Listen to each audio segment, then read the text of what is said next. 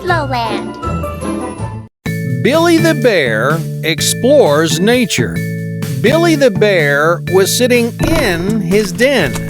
He decided to go out for a walk.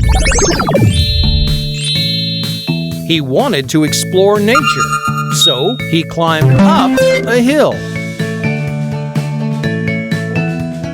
He saw the blue sky above and a beautiful river flowing below.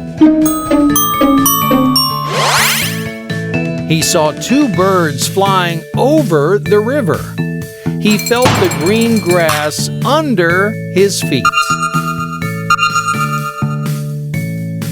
He saw the mountains far away. He saw a ladybug flying near him. He saw a squirrel at the bottom of a tree. The squirrel climbed to the top as quickly as he could. A quiet little mouse stood in front of a rock. Hello. Looking at the bear, she quickly hid behind the rock.